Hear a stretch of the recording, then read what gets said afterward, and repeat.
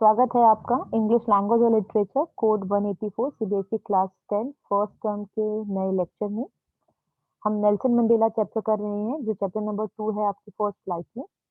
इस चैप्टर को मैंने पार्ट्स में बनाया है, 2 पार्ट में वीडियोस में अपलोड कर चुकी हूँ, ये थर्ड पार्ट है। आप तीनों वीडियो को एक के बाद एक देखिएगा तो आपको चैप्टर डिटेल में क्लियर हो जाएगा। हम देखते हैं, थोड़ा-सा रिकॉल करते हैं कि हमने पहले 2 वीडियोस में क्या पढ़ा है। हमने पढ़ा है कि ये चैप्टर है, इसका नाम है लॉन्ग वॉक टू फ्रीडम। ये नेल्सन मंडेला जी की ऑटोबायोग्राफी है, उनकी आत्मकथा है जिस उसमें से ये चैप्टर लिया गया है, छोटा-सा अंश है जिसमें उन्होंने उस दिन के बारे में बताया है, जिस दिन उन्होंने प्रेज़िडेंट जो ब्लैक प्रेज़िडेंट वो थे, पहले ब्लैक प्रेज़िडेंट थे, उस दिन उन्होंने ओथ ली थी। फिर उन्होंने बताया है कि उनकी लड़ाई को बताया था अपार्थाइड एक ऐसा सिस्टम था जो रेस के अकॉर्डिंग, जो कलर के अकॉर्डिंग लोगों में भेदभाव करता था और व्हाइट पीपल को सुप्रीम समझता था और ब्लैक पीपल को कुछ भी अधिकार नहीं दिए गए थे। ये जो सेरेमनी थी जिस दिन इन्होंने ओथ ली थी वो कहाँ हुई थी? वो एम्फी थिएटर में हुई थी, यूनियन बिल्डिंग्स में। और ये कहाँ है? ये प्रिटोरिया में है जो कि साउथ अफ्रीका की कैपिटल है। उसके बाद हमने जाना कि ये सेरेमनी किस दिन हुई थी? ये 10th मई को साउथ अफ्रीका में हुई थी और बहुत सारी कंट्रीज़ के जो लीडर्स थे, 140 कंट्रीज़ के लीडर जो थे वो उसको जॉइन करने आए थे। जहाँ पे 2 डिप्टी प्रेज़िडेंट्स ने भी ओथ ली थी, वो थे mister de Klerk and Thabo Mbeki. उसके बाद नेल्सन मंडेला जी ने कहा था कि इस अर्थ पे, इस सॉइल पे, सब साउथ अफ्रीका की सॉइल पे कभी भी कोई ऑपरेशन नहीं होगा, कोई भी किसी भी जाति को नहीं दबाएगा, सबको बराबर का अधिकार मिलेगा। उसके बाद वहाँ पे कुछ जेट्स ने एक फॉर्मेशन बना के मंडेला जी को अपनी रिस्पेक्ट शो की थी, उनको रिस्पेक्ट दिया था और उन्होंने ये दिखाया था कि हम आपके ही साथ हैं। और कुछ जेट्स ने कुछ ट्रेल भी छोड़े थे नए अफ्रीकन फ्लैग के, ठीक है? उसके बाद वहाँ पे 2 नेशनल एंथम प्ले किए गए थे और जिनको ब्लैक और व्हाइट दोनों ने मिलके गाया था। और फिर उन्होंने बताया नेल्सन मंडेला जी ने कि ये जो सिस्टम था ये 20th सेंचुरी की फर्स्ट डिकेड में पहले 10 सालों में बनाया गया था और आखिर के उसी सेंचुरी के 10 सालों में वो खत्म हो गया है। यहाँ पे अब डेमोक्रेटिक गवर्नमेंट आ गई है और ये जो जिनके आप पिक्चर्स इस वीडियो में इस स्लाइड पे देख रहे हैं, ये उन लोगों के पिक्चर है जिनको हम अफ्रीकन पैट्रियट्स कहते हैं। ठीक है? तो ये जो अफ्रीकन पैट्रियट्स थे, इन्होंने अपनी लाइफ सैक्रिफाइस की है किसके लिए? इस अपार्थाइड के अबॉलिशमेंट के लिए, इसको हटाने के लिए और नेल्सन मंडेला जी को बहुत दुःख है कि वो अब यहाँ पे नहीं है, जिनके लिए वो उनको थैंक करना चाहते हैं क्योंकि उनके सैक्रिफाइसेस से ही ये दिन यहाँ पे आया है, ठीक है? उसके बाद उन्होंने बताया कि इन्हीं लोगों से उन्होंने जाना था कि करेज क्या होता है, ठीक है? करेज का मतलब होता है विक्ट्री ओवर योर फियर। ये नहीं है कि इंसान में अगर कोई भी डर नहीं है तो वो करेजियस है, नहीं। करेज वो है जो अपने डर पे विजय पाले, उसको हम कहते हैं कि वो एक बहादुर इंसान है, ठीक है? अब हम पढ़ते हैं आगे से वो क्या कहना चाहते हैं। इस पेज पे भी हमें बहुत इम्पोर्टेंट बात जानने को मिलेगी। आपने शायद अगर आपने कुछ एग्ज़ाम्स दिए हैं या कुछ सैंपल पेपर्स देखे हैं तो आपको पता होगा कि ये ट्विन एप्लीकेशंस बहुत इम्पोर्टेंट है। तो इस ट्विन ऑब्लिगेशन के अकॉर्डिंग वो क्या कहना चाहते हैं? वो कहते हैं कि हर इंसान की ना 2 ड्यूटीज़ होती हैं लाइफ में। एक ड्यूटी जो होती है उसकी फैमिली के प्रति होती है, जहाँ पे भी उसके पेरेंट्स हैं, उसकी वाइफ है और चिल्ड्रन है। एक ड्यूटी उसके उसके लोगों के प्रति होती है, जो कि उसकी कम्युनिटी है, कंट्री है या उसके लोग हैं, ठीक है? In a civil and humane society एक सिविल और ह्यूमेन सिविल सिविल का मतलब क्या होता है? वो लोग जो उस कंट्री के भाग है, उस कंट्री का हिस्सा हैं। तो उस कंट्री में और एक ह्यूमन सोसाइटी में जहाँ पे सबको बराबर का अधिकार है, हर आदमी को ये 2 ऑब्लिगेशन ये 2 ड्यूटी पूरी करनी ही होती हैं। क्या-क्या वो ड्यूटीज़ हैं? एक है अपने फैमिली के प्रति, एक है अपने देश के प्रति, अपने लोगों के प्रति। लेकिन अब प्रॉब्लम क्या है? अब आगे देखते हैं। But in country like south Africa लेकिन साउथ अफ्रीका में ये बिल्कुल इम्पॉसिबल था। जो मैन ऑफ कलर था, मैन ऑफ कलर का मतलब है बेटा जो ब्लैक इंसान था, ठीक है? तो जो एक एक साउथ अफ्रीका में रहने वाला लोग एक आदमी जो एक ब्लैक है, उसके लिए ये दोनों ड्यूटीज़ फुलफिल करना बहुत मुश्किल काम था। क्यों मुश्किल काम था? देखते हैं इसको हम समझने की कोशिश करते हैं, वो ऐसा क्यों कह रहे हैं? In South Africa, a man of color who attempted to live as a human being was punished and isolated. अगर साउथ अफ्रीका में एक आदमी जो मैन ऑफ कलर है, एक मतलब जो ब्लैक है, ऐसा आदमी अगर कोशिश करता है कि वो एक इंसान की तरह रहे, उसके लिए वो भी मुश्किल है, क्योंकि उसको कुछ अधिकार ही नहीं है, उसके पास कोई भी राइट्स ही नहीं है, तो वो कैसे रहेगा एक इंसान बन के? अगर और वो अगर एक देखो 2 ड्यूटीज़ हैं, अगर वो अपने लोगों की तरफ ड्यूटी दे रहा है, अगर उस अपने अपने जो देखो अगर कोई ब्लैक पर्सन था, वो अपनी कम्युनिटी को साथ दे रहा है इस लड़ाई में, तो वो क्या नहीं कर सकता? वो अपनी ड्यूटी अपनी फैमिली के प्रति कभी भी फुलफिल नहीं कर सकता।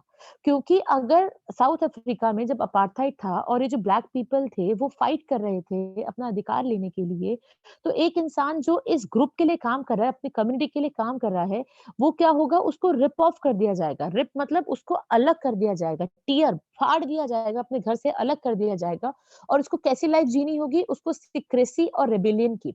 सिक्रेसी मतलब छुप-छुप के जीना पड़ेगा और रिबेल किसको बोलते हैं? जब हम किसी के अगेंस्ट प्रोटेस्ट करते हैं, हम किसी के अगेंस्ट लड़ाई करते हैं, उसको हम बोलते हैं रिबेल करना।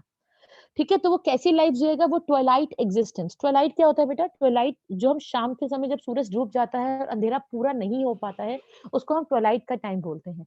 तो वो आदमी जो है वो वैसी ज़िंदगी जिएगा, ना ज़्यादा ब्राइट ज़िंदगी जी सकता है, ना ज़्यादा डल ज़िंदगी जिएगा। वो छुप-छुप के ज़िंदगी जिएगा और वो अपनी जो ड्यूटी है टुवर्ड्स अपनी फैमिली कभी भी पूरा नहीं कर सकता। तो वो ये कह रहा है कि जब मैं अ, अपनी कंट्री को सपोर्ट कर रहा था, मैं अपने लोगों को सपोर्ट कर रहा था, तो मैं अपनी फैमिली को बिल्कुल भी टाइम नहीं दे पा रहा था और मैं वो ड्यूटी फुलफिल नहीं कर पा रहा था।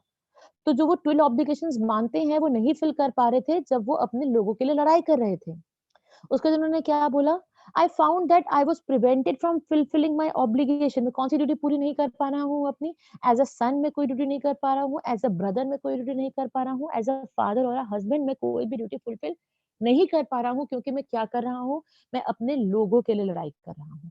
तो वो ये कहना चाहते हैं कि 2 ऑब्लिगेशन होते हैं, लेकिन वो एक ऑब्लिगेशन फुलफिल नहीं कर पाए क्योंकि वो किसके लिए लड़ रहे थे? अपने लोगों के लिए लड़ रहे थे, अपने लोगों की आज़ादी के लिए लड़ रहे थे। ठीक है? अब हम आगे बढ़ते हैं। अब आता है फ्रीडम। फ्रीडम क्या है? वो कह रहा है कि मेरे अंदर जो फ्रीडम थी ना, कि मुझे फ्रीडम चाहिए, ये तभी नहीं शुरू हो गई थी जब मैं बहुत छोटा था। मैं जब मेरे बर्थ के टाइम पे मुझे नहीं पता था कि फ्रीडम क्या होती है। और आपको क्या लगता है कि पैदा होते ही मैं ये चाहता था कि मुझे फ्रीडम मिले? नहीं, तब तक तो मुझे फ्रीडम का मतलब ही नहीं पता था। ठीक है? तो वो क्या कहना चाह रहा है? Free to run in the field. जब मैं बच्चा था तो मैं क्या चाहता था? मैं फील्ड्स में भागूँ, मैं रन करूँ, अपनी मदर के पास। मैं स्विम करूँ, स्ट्रीम में, रिवर में, पानी में मैं नहाऊँ, मैं स्विमिंग करूँ। मैं मीलीज़ को रोस्ट करूँ। मीलीज़ क्या होती है बेटा? ये स्वीट कॉर्न को बोलते हैं। उसको रोस्ट करके स्टार्स के मतलब रात के टाइम में मैं उसको रोस्ट करूँ और खाऊँ और बुल की सवारी करूँ। ठीक है? ये सब मेरे लिए क्या था? फ्रीडम था एज़ अ चाइल्ड। और जब तक मैं अपने पापा और मम्मी के अंडर रहा, उन्हीं के साथ रहा, तो मुझे पता ही नहीं था कि फ्रीडम है क्या? मुझे वही फ्रीडम नज़र आती थी। एक छोटे बच्चे के लिए तो बेटा वही फ्रीडम है ना, वही लाइफ है। It was only when I began to learn that my boyhood freedom was an illusion. लेकिन धीरे-धीरे मुझे रियलाइज़ हुआ कि जो फ्रीडम मैं समझता था बचपन में फ्रीडम मेरे पास है, वो तो एक धोखा था, वो तो एक इल्यूजन था। क्योंकि जब मैं बड़ा हुआ तो मैंने देखा कि मेरे पास तो कोई फ्रीडम ही नहीं है। एज़ अ स्टूडेंट लेकिन शुरुआत में क्या हुआ जब मेरे को लगा कि मेरे पास फ्रीडम ही नहीं है, तो एज़ अ स्टूडेंट मुझे लगा क्या लगा कि मुझे छोटी-छोटी फ्रीडम चाहिए। आई wanted freedom for only for my self. फिर मुझे अपने से मतलब था, मैं सिर्फ़ अपने बारे में सोचता था और मैं ट्रांज़िटरी फ्रीडम्स में ट्रांज़िटरी मतलब छोटी-सी फ्रीडम, जो एक थोड़े टाइम के लिए फ्रीडम है, उसमें खुश हो जाता था। वो क्या होती थी? रात को बाहर रहना, जो मैं पढ़ना चाहता हूँ वो पढ़ूँ, जहाँ मैं जाना चाहता हूँ मैं वहाँ जाऊँ, ठीक है? और उसके बाद क्या हुआ जब मैं थोड़ा और बड़ा हुआ, जब मैं जोहान्सबर्ग गया तो मैंने देखा कि मुझे रिस्पेक्ट नहीं मिल रही है किसी भी फ्रीडम में। क्योंकि मैं चाहता था कि जो मेरी कैपेबिलिटी है, जो मेरी एजुकेशन है उसके हिसाब से मुझे नौकरी मिले, वो मुझे मिलती नहीं थी क्योंकि वहाँ पे व्हाइट लोगों का अधिकार था, वहाँ पे ब्लैक्स आ ही नहीं सकते थे। जो मैं जो मैं कमाता था वो पूरी इनकम मुझे नहीं मिलती थी। मैं अपनी पसंद से शादी करना चाहता था, फैमिली चाहता था। लेकिन मैंने देखा कि लॉ ही इसके अगेंस्ट है, साउथ अफ्रीका का लॉ ही मुझे ये सब नहीं देता है। तब मुझे लगा कि जो ये मुझे बचपन में फ्रीडम जो मुझे लगता था फ्रीडम है, वो फ्रीडम नहीं है, वो एक इल्यूज़न है, वो एक धोखा है। ठीक है? उसके बाद क्या हुआ फिर उन्होंने क्या किया जब उनको ये रियलाइज़ हुआ तो? But then I slowly saw that not only was I not free, but my brothers and sisters were also not free. मतलब मेरे भाई-बहन, मेरे दोस्त, मेरे लोग भी फ्री नहीं हैं, ठीक है? तो मुझे लगा था कि हमारी फ्रीडम हमसे छीनी जा रही है, हमारी फ्रीडम काटी गई है, ठीक है? ले समझ आ रहा है? उसके बाद मैंने क्या किया, मैंने अफ्रीकन नेशनल कांग्रेस जॉइन कर लिया। अब जो मेरी हंगर थी ना, वो किसकी हंगर बन गई थी? वो मेरी कम्युनिटी की हंगर बन गई थी। अब मैं सिर्फ़ हंगर अपने लिए नहीं सॉरी मैं फ्रीडम अपने लिए नहीं चाहता था, मैं फ्रीडम पूरी कम्युनिटी के लिए चाहता था। ठीक है? For my people I wanted freedom. ठीक है, फिर क्या हुआ? Desire for freedom, okay. It was this desire for the freedom of my people to live their life with dignity and self-respect that animated my life and transformed a frightened young man into a bold one. अब क्या हुआ, जब मुझे लगा कि freedom मेरे लिए नहीं है, मैं डिग्निटी, मैं रिस्पेक्ट चाहता हूँ, ना ही मेरे लिए, सबके लिए, अब यही मेरी जीवन का मकसद बन गया। अब इसी सोच ने मेरी लाइफ को एनिमेट किया, मेरी लाइफ को शेप दिया और मैं एक यंग मैन जो डरा हुआ आदमी हुआ करता था, मैं एक बोल्ड आदमी बन गया। मैं अटॉर्नी था, मैं एक लॉयर था जो हमेशा लॉ को फॉलो करता था। अब मैं क्रिमिनल बन गया क्योंकि मैं उस लॉ के अगेंस्ट जा रहा था। पहले मैं एक fun loving, family loving husband था, अब मैं क्या बन गया? अब मैं एक बन गया विदाउट अ होम मैन। पहले मैं क्या था? मैं एक लाइफ लविंग मैन था, अब एक मैं मॉन्क, एक साधु की जिंदगी जीने लगा। मुझे कुछ नहीं चाहिए, बस मुझे अपने लोगों के लिए फ्रीडम चाहिए। मुझे लगा कि मैं इन छोटी-मोटी फ्रीडम को नहीं एन्जॉय कर सकता। अब फ्रीडम कोई इंडिविजिबल चीज़ है। फ्रीडम को हम डिवाइड नहीं कर सकते कि इस बंदे को इतनी फ्रीडम, इस बंदे को इतनी फ्रीडम, नहीं। फ्रीडम इंडिविजिबल, इसको हम डिवाइड कर ही नहीं सकते। अगर कोई भी चेन, कोई भी फ्रीडम मेरे किसी भी आदमी के ऊपर है, किसी भी इंसान के ऊपर है, इसका मतलब वो चेन मेरे ऊपर है। तो फ्रीडम, अब मैं जो पहले ट्रांजिटरी फ्रीडम, जो छोटी-मोटी फ्रीडम में एन्जॉय करता था एज़ अ यंग मैन, मुझे रियलाइज़ हो गया कि वो फ्रीडम, फ्रीडम नहीं है। क्योंकि अगर मेरा कोई भी ब्लैक आदमी जो फ्री नहीं है, तो इसका मतलब मैं भी फ्री नहीं हूँ। ठीक है? अब हम नेक्स्ट चलते हैं। I knew that oppressor must be liberated just as surely as the oppressed. अब आप ध्यान से समझेंगे कि ऑपरेसर कौन होता है और ऑप्रेस्ड कौन होता है। ऑपरेसर वो इंसान है जो किसी को दबा रहा है, यहाँ पे ये व्हाइट लोग हैं। ऑप्रेस्ड कौन होता है? जो दब रहा है, इसका मतलब यहाँ पे ये ब्लैक लोग हैं। ठीक है, अब आप ध्यान कर लीजिए, ऑपरेसर जो किसी को दबा रहा है, ऑप्रेस जो दब रहा है। अब नेल्सन मंडेला जी ये मानते हैं, अगर कोई किसी के ऊपर अत्याचार करता है, वो आदमी भी फ्री नहीं है। क्यों? क्योंकि उसका दिल किससे भरा हुआ है? उसका दिल नफ़रत से भरा हुआ है।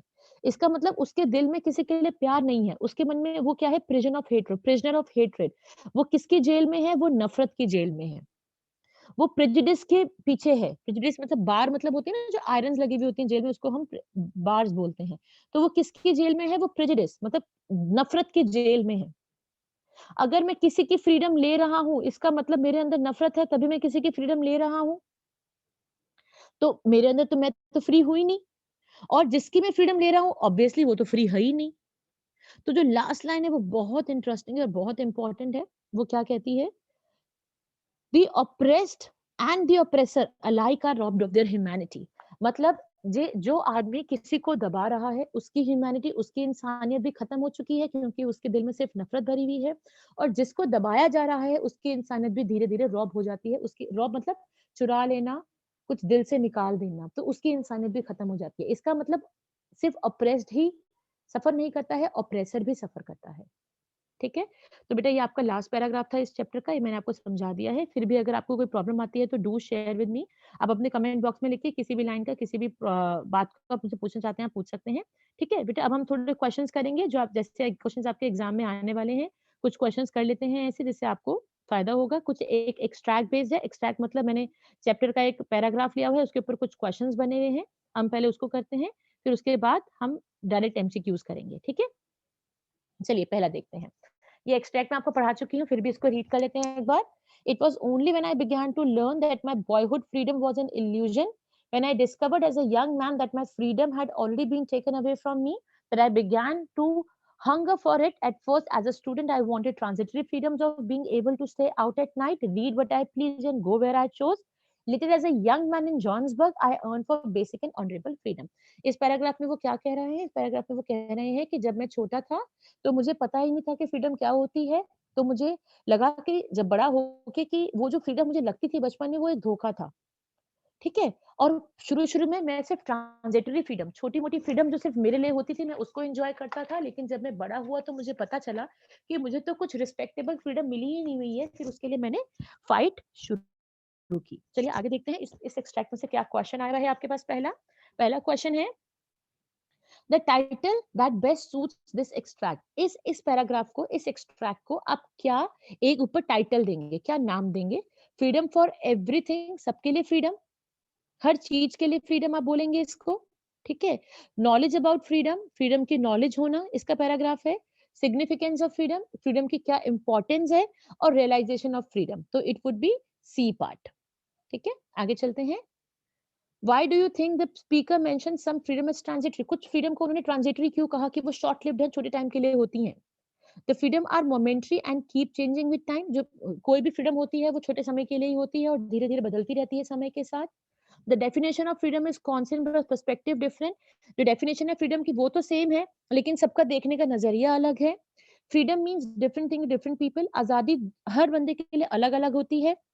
Freedom is not that important after a certain age, एक एज के बाद हमें फ्रीडम की जरूरत ही नहीं है। ठीक है, तो इसका क्या है, the freedom is are momentary. पहला इसका फर्स्ट जो ऑप्शन है वो बिल्कुल सही है कि कुछ मोमेंट के लिए फ्रीडम होती है और ये टाइम के साथ बदलती रहती है। बचपन में हमें कुछ और फ्रीडम चाहिए, बड़े होके हमें कोई और फ्रीडम चाहिए। ठीक है, अब नेक्स्ट क्वेश्चन देखते हैं, इसी आरटीसी का थर्ड क्वेश्चन देखेंगे।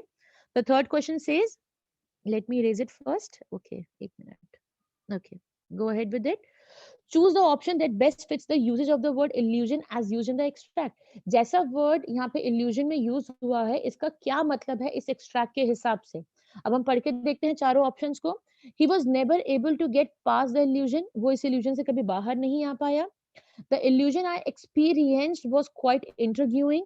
जो जो मैंने धोखा खा रहा था, जब मैंने उसको एक्सपीरियंस किया तो मुझे लगा वो बहुत अच्छा धोखा है, इंटरेस्टिंग धोखा है। इंट्रिग्यूइंग मतलब जिसकी तरफ हम अट्रैक्ट होते हैं।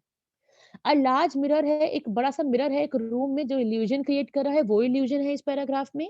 I was living under the illusion that this is possible. मुझे लग रहा था कि यही फ्रीडम है, यही पॉसिबल है, इस इल्यूजन में मैं रह रहा था। तो उसका कौन सा आंसर सही है, इसका डी आंसर सही है। आगे, द स्पीकर से, स्पीकर ने कहा, at first as a student I wanted freedom only for myself. Why do you think he only thought about himself? उसने कहा कि पहले फ्रीडम सिर्फ मुझे अपने लिए चाहिए थी, तो वो सिर्फ अपने बारे में क्यों सोच रहा था, वो सबके बारे में क्यों नहीं सोच रहा था। चारों ऑप्शंस को पढ़ेंगे। He did not want to think about the freedom denied to others. उसको वो सोचना भी नहीं चाहता था तो दूसरों को फ्रीडम नहीं मिली हुई थी। He was being selfish, वो बहुत सेल्फिश था। ठीक है, और उसे कोई चिंता नहीं थी किसी और की। He did not think that freedom denied to him was important to others. उसको लगा कि जो फ्रीडम उसको मिली हुई है उसका मतलब जो फ्रीडम उस जिस फ्रीडम के बारे में वो नहीं सोच रहा है, ठीक है? जो उसको नहीं मिली है वो दूसरों के लिए भी इम्पोर्टेंट नहीं है। ही वाज़ टू यंग, वो बहुत छोटा था इस बात को रियलाइज़ करने के लिए कि freedom was denied to others, कि दूसरों को भी फ्रीडम नहीं थी। तो इसका आंसर कौन-सा ठीक है बेटा? डी इसका ऑप्शन बिल्कुल ठीक है। ठीक है? अब हम इसका इस आरटीसी का लास्ट क्वेश्चन करेंगे, फिर हम कुछ एमसीक्यू करेंगे डायरेक्ट। इसमें कहा जा रहा है, इसमें एक आपको बेटा पैराफ्रेज करके इस पैराग्राफ की एक समरी सी बना रखी है और उसके फिल इन द ब्लैंक्स दे रखे हैं, आपको फिल करना है। चलिए पढ़ के देखते हैं। The speakers believe that freedom since childhood proved false. उसको विश्वास हो गया कि जो बचपन से वो फ्रीडम को समझता था वो झूठी थी। It was not until the speaker grew up, को रियलाइज हो जब वो बड़ा हो गया, and to be a young man when it dash on him, जब उसको समझ आया, व्हेन इट desired dawned इसमें बी और सी अभी चल रही है, जब उसके ऊपर ये आया dawned on him that he was dashed of freedom, he was deprived of freedom, ठीक है, and then he began to desiring it, तो it will be B option. बड़ी क्लियरली हमें समझ आ गया। अगर आप फिल इन द ब्लैंक्स में फिल करके देखेंगे बेटा तो आपको आसानी से समझ आ जाएगा। अब डायरेक्ट एमसीक्यूज है बेटा ये। ओके, अब इसको करेंगे हम। When was the inauguration day, किस दिन था इनॉग्रेशन डे? बहुत सिंपल है, ये कब था आप खुद बता सकते हैं इस बात को, ये था 10th ऑफ मई को। How many deputy presidents were elected, कितने डिप्टी प्रेसिडेंट इलेक्ट हुए थे? 2 3 1 की नन, दो इलेक्ट हुए थे। ठीक है, थेबो mbeki और मिस्टर डी क्लार्क। अब ये है, why did other countries broke the diplomatic relation with south Africa, south Africa से दूसरी कंट्रीज ने सारे रिलेशन क्यों तोड़ दिए थे? अपार्थाइड पॉलिसी की वजह से, इसका डी ऑप्शन है। नेक्स्ट स्लाइड पे चलते हैं। Next question, the spectacular array of South African jets, oh wait a minute, give me a second kids, okay, the spectacular array of South African jets was a display of, किसका display था? जब वो jets उड़ रहे थे वो क्या दिखाना चाहते थे नेल्सन मंडेला जी को? क्या दिखाना चाहते थे? पहले हम पढ़ लेते हैं। मिलिट्री प्रिसिशन की कितने एक्यूरेट वो हैं, मिलिट्री लॉयल्टी टू डेमोक्रेसी की जो नई डेमोक्रेसी आई है उसके लिए वो लॉयल हैं, या बोथ 1 एंड 2 या नन ऑफ द अबव। तो इसका सी ऑप्शन सही होगा बिल्कुल, कि बोथ 1 एंड 2, कि दोनों ऑप्शन जो ऊपर दिए गए हैं वो सही हैं। What colours does the new South African flag possess, नए साउथ अफ्रीकन फ्लैग में कौन कौन से कलर्स थे? अब आपको ये देखना पड़ेगा, आपको याद करना पड़ेगा बेटा। इसका फर्स्ट ऑप्शन ठीक है, मैं आपको बता देती हूँ, लेकिन आप इसको अच्छे से याद कर लीजिएगा। What unintended effect did the decades of oppression and brutality had? ये ऑपरेशन और ब्रुटैलिटी क्या है? अपार्थाइड। इस अपार्थाइड की वजह से एक चीज बहुत अच्छी हुई थी, वो क्या थी? आपको वो बताना है इस आंसर के हिसाब से। created men of extraordinary courage और wisdom और generosity। ऐसे लोगों के बारे में पता चला जो बहुत courageous थे, wisdom थे और generous थे, kind थे दूसरों से। पॉवर्टी और सफरिंग के बारे में पता चला, फॉरेन नेशन को बायकॉट करने के बारे में पता चला, या 2 और 3। इसका आंसर है आपका ए पार्ट। क्यों? क्योंकि जो हमने कुछ अफ्रीकन पैट्रियट्स के बारे में पढ़ा था, तो नेल्सन मंडेला जी ने कहा था कि जब ये अपार्थाइड सिस्टम हुआ था, इसने इन लोगों के बारे में सबको पता चला, तो ये बहुत अच्छा फैक्ट रहा किसका? अपार्थाइड का। ठीक है? चलिए, आगे चलते हैं। What did Mandela learn about करेज? उनको करेज के बारे में क्या पता चला? Absence of fear, Triumph over fear, both 1 and 2, none of the above. So it would be B option, triumph over fear. Next, what are the main obligations in life? आपकी क्या क्या ड्यूटीज हैं लाइफ में? Obligation to people, लोगों के प्रति, family के प्रति, भगवान के प्रति, कि बोथ 1 and 2? तो आपकी है 1 and 2। तो इसका मतलब हमारा आंसर क्या हो जाएगा इसके अंदर? Both 1 and 2, that means D option. Okay. A man who takes away another man's freedom, एक आदमी जो दूसरों की फ्रीडम ले रहा है, वो कैसा है? वो वाइट है? जरूरी नहीं है ना वाइट, कोई भी किसी की फ्रीडम ले सकता है। अ प्रिजनर ऑफ हेट्रेड, वो नफरत की जेल में बंद है। वो एक क्रिमिनल है कि वो र्यूड है? तो इसका आंसर है बी। ठीक है, कि वो एक प्रिजनर है, वो जेल में बंद है। किसकी जेल में? नफरत की दीवारों के पीछे वो छुपा हुआ है। ठीक है, चलिए बेटा, बस आपका चैप्टर यहाँ पे एंड हो जाता है। हम नेल्सन मंडेला जी के वर्ड्स के साथ इस चैप्टर को एंड करेंगे बेटा। I never lose, I either win और लर्न। आप कभी भी जिंदगी में हारे तो आप उसको हार मत समझिए, आप समझिए कि या तो मैंने आज इस हार से कुछ सीखा है या मैं जीता हूँ। ठीक है? तो बेटा, आपको कोई भी दिक्कत है, आप कमेंट बॉक्स में मुझसे लिख के पूछ सकते हैं। श्योरली मैं आपकी प्रॉब्लम को सॉल्व करूँगी। और तीनों वीडियोज़ को देखना, आगे लाइक कीजिए, सब्सक्राइब कीजिए और शेयर कीजिए। थैंक यू बच्चों।